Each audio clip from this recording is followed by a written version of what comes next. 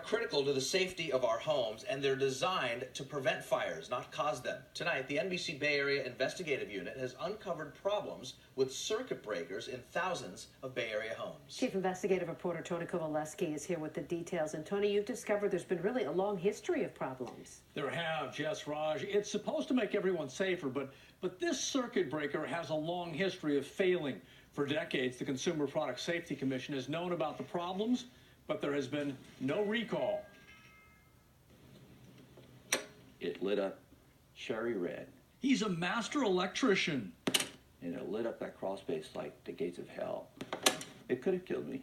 Remembering a morning back in 1979, working a crawl space under a Bay Area house. I had to roll and approach that panel on my hands and knees through the small opening from the crawl space and shut it off manually with the panel on fire and spitting flame in my face. He blames a faulty circuit breaker, a Federal Pacific stab lock breaker. I've seen so many fires. I've seen so many places burned by these panels. It's frightening to me every time I see it over and over again. Circuit breakers are designed to prevent fires. When working properly, they stop the flow of electricity following excessive demand or a short circuit.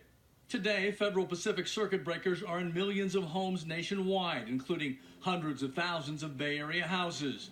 They're most commonly found in homes built before 1990. The breaker is a safety device that's supposed to prevent fires. If it doesn't work as required, you get an increased risk of fire. Jesse Ehrenstein is an expert on Federal Pacific circuit breakers. He's an engineer. He spent more than 20 years researching the problem, and he's testified in lawsuits against the now defunct company. There's no inconsistency and no dispute as to the fact that they're defective. Ehrenstein says tests by the Consumer Product Safety Commission and a number of other credible labs all proved Federal Pacific breakers are not reliable. This is a Federal Pacific breaker. So how does it fail? Watch closely. We had a Federal Pacific circuit breaker tested at this lab in Berkeley. We're started. It's a 60 amp breaker, the same as you find in many homes. We've doubled the current it's rated to handle. That means it should trip in less than 2 minutes. We're at 1 minute and 10 seconds now, and there's smoke coming out of the breaker. There's a definite smoke coming out.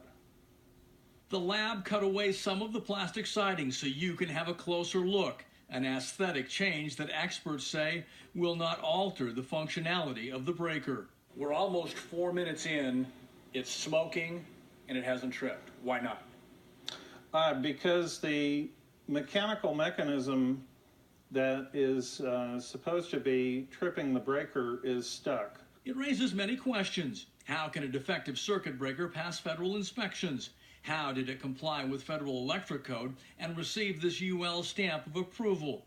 And how did a known defective product get into millions of homes? FPE was cheating on the testing and applying the label to product that was defective and did not meet the requirements. An accusation of cheating that is supported by this document obtained by NBC Bay Area. It's a 1982 SEC filing from the company that purchased Federal Pacific. Look closely, it reads, UL listings on circuit breakers made by Federal Pacific have previously been obtained through the use of deceptive or improper practices. According to this respected expert, Federal Pacific tricked government inspectors by using a hidden remote control to force the breaker to trip if it was not tripping properly. They represent an abnormal hazard. They should be replaced. And take a look at this internal document we obtained from Bay Area Rapid Transit. It shows BART also had electrical equipment problems with Federal Pacific.